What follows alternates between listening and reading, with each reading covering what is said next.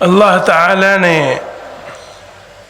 اتنی نعمتیں دی ہیں کہ انسان ظاہری اور باطنی آج سے 100 سال پہلے 200 سال پہلے اس دنیا میں آج کیا ہونے والا ہے نہیں معلوم، لیکن اللہ نے انسان کو دماغ دیا، وہ آج بھی کام کرتا ہے۔ آج سے 200-400 سال بعد کیا ہوگا ہمیں نہیں معلوم، لیکن اس دماغ کو اللہ نے ہر ٹائم کے لیے پہلے دن سے کامیاب بنایا ہے۔ اللہ تعالیٰ اسی لیے فرماتا ہے کہ اللہ کی نعمتوں کو پوری دنیا سارے کام چھوڑ کے لگ جائے گننے پہ گن نہیں سکتی۔ وَإِن تَعُدُّوا نِعْمَةَ اللَّهِ لَا تُحْصُوهَا۔ اللہ تعالیٰ فرماتا ہے إِنَّ الْإِنسَانَ لَظَلُومٌ كَفَّارٌ کہ اللہ نے اتنا دیا اتنا دیا اتنا دیا کہ انسان گن بھی نہ پائے اس کو، اور اللہ کو اس کے بعد کیا ہے؟ انسان سے شکایت کہ انسان بڑا ناشکرا، ظلم کرنے والا۔ ظلم کس کا؟ کہ اللہ کی نعمتوں کا دھیان بھی نہیں کرتا ہے، اس کو یاد بھی نہیں کرتا ہے، اور کوئی چیز، یہ تمام چیزیں اللہ کی دی ہوئی انسان ٹکے پیسے سے خرید نہیں سکتا، خرید نہیں سکتا۔ اللہ نے ان تمام چیزوں میں، یہ چیزیں انمول ہیں، انسان نہیں خرید سکتا، لیکن ان سے زیادہ قیمتی چیز بھی ہے کچھ جو اللہ نے دیا اپنی مہربانی سے، جو ہم نے کمایا نہیں، اپنی صلاحیت سے نہیں لیا، اپنی عقل سے نہیں لیا، اللہ نے دیا۔ اور وہ ان تمام نعمتوں میں سب سے اوپر اللہ نے ہم کو ان تمام قیمتی چیزوں میں سب سے قیمتی ایمان کی دولت سے اللہ نے نوازا۔ یہ ایمان انسان کو تنہا ایسی چیز ہے جو آخرت میں نجات دے گا۔ اللہ تعالی اس ایمان کی سمجھ کے لیے قرآن کریم میں فرماتا ہے ان الذین کفروا وماتوا وهم کفار فلن يقبل من احدهم ملء الارض ذهبا ولو افتدى به اولئک لهم عذاب علیم وما لهم من ناصرین۔ اللہ تعالیٰ فرماتا ہے اگر کوئی کافر ہوا، کیا ہوا؟ کافر ہوا، یہ ایک بات الگ ہو گئی۔ کافر ہوا تو کافر تو مسلمان بھی ہو سکتا ہے۔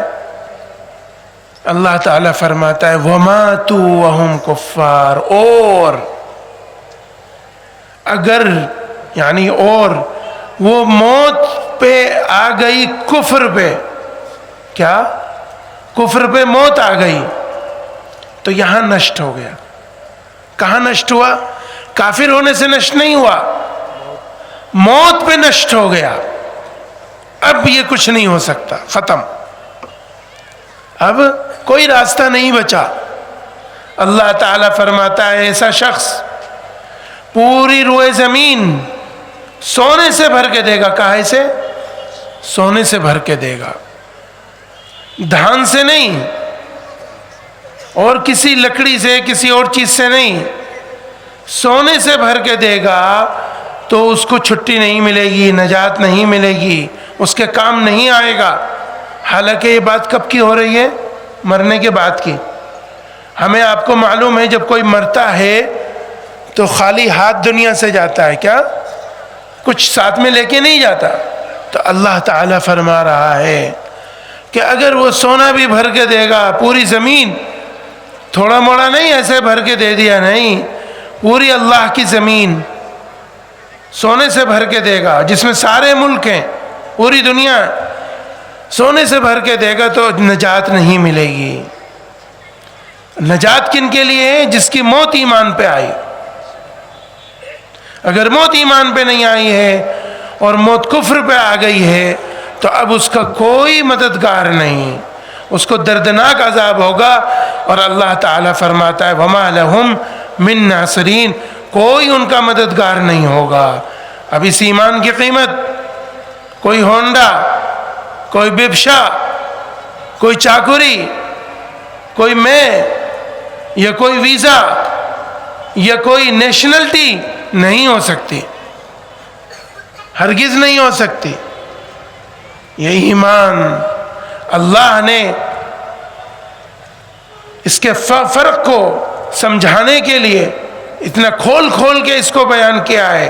جیسے کوئی شخص بہت قیمتی جگہ لیے بیٹھا ہو کلیکٹریٹ کے سامنے یا کسی اور جگہ پہ، اور وہ کہنے لگے کہ ٹرک ٹرک روپیہ لے کے آئے گا، ٹکا لے کے آئے گا بھر کے، تب بھی نہیں دوں گا۔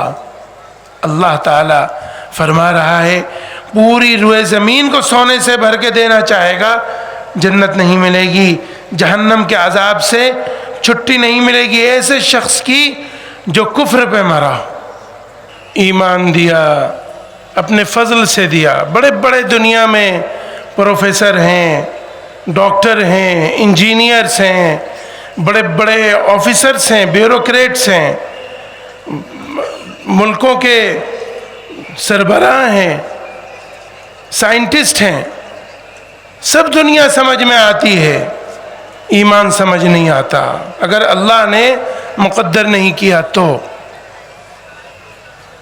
اللہ تعالیٰ نے اپنی مہربانی سے دیا، یہ نعمتیں دیں، ہم کو مسلمان بنایا، مسلمان ماں باپ کے ہاں پیدا کیا، مسلمان باڑی دیا، مسلمان محلہ دیا، مسلمان شہر دیا، گاؤں دیا، اور یہ مدرسوں کا انتظام کیا پڑھنے کا، یہ مسجدوں کا انتظام کیا، اللہ نے کیا سب۔ یہ مدرسے یہاں اگر انسان پڑھے گا، مسلمان پڑھے گا، مسلمان کا بچہ پڑھے گا تو اس کو پتہ چلے گا ایمان کیا ہے، اسلام کیا ہے، اللہ کون، اللہ کیا، اللہ کے رسول صلی اللہ علیہ وسلم کون، اللہ کے رسول صلی اللہ علیہ وسلم نے کیا کہا اور کیا کیا، کیسی زندگی گزاری، یہ سب ہمیں کہاں پتہ چلے گا؟ ان مدرسوں میں۔ یہ مدرسے اللہ کے رسول صلی اللہ علیہ وسلم کا مشن ہے۔ کس کا مشن ہے؟ اللہ کے رسول صلی اللہ علیہ وسلم کا مشن۔ ان کی مدد ایسا جیسے اللہ کے رسول صلی اللہ علیہ وسلم کے مشن کی مدد کی، ان کی عزت کی حفاظت ایسا جیسے آپ نے اللہ کے رسول صلی اللہ علیہ وسلم کے مشن کی عزت کی حفاظت کی۔ اللہ کے رسول صلی اللہ علیہ وسلم کا مشن ہے، یہ بات سمجھ میں آ رہی ہے؟ کہہ سکتے ہیں لوگ کہ ابھی تو 1500 سال ہونے والے ہیں، 1440 1446 سال ہو گئے، ابھی بہت دن ہو گیا۔ اللہ کے رسول صلی اللہ علیہ وسلم کا مشن کیسے؟ فرعون کو جانتے ہو؟ فرعون کا نام سنا ہے؟ سنا ہے؟ جانتے ہو؟ فرعون کب گیا؟ 4-5 ہزار سال پہلے دنیا سے مر چکا۔ فرعون اگر کسی شخص کے پاس پیسہ آ جائے، بہت پیسہ آ جائے، بہت کا مطلب زیادہ ٹکا پیسہ آ جائے، لاکھ، 1000 کوٹی، 100 کوٹی، 500 کوٹی، 5000 کوٹی، 10,000 کوٹی آتا ہے نا کسی کے پاس، اللہ پیسہ دے دے یا بہت گیان دے دے یا طاقت دے دے، طاقت دے دے بڑی، اور وہ شخص اہنکاری ہو جائے، متکبر ہو جائے، گھمنڈ کرنے لگے، تو کیا کہتے ہیں؟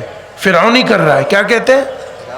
کہتے ہیں نا فرعونیت کر رہا ہے، حامان کے، شداد کے، قارون کے، نمرود کے، ابو جہل کے، ہٹلر کے راستے پہ چل رہا ہے، کہتے ہیں نا۔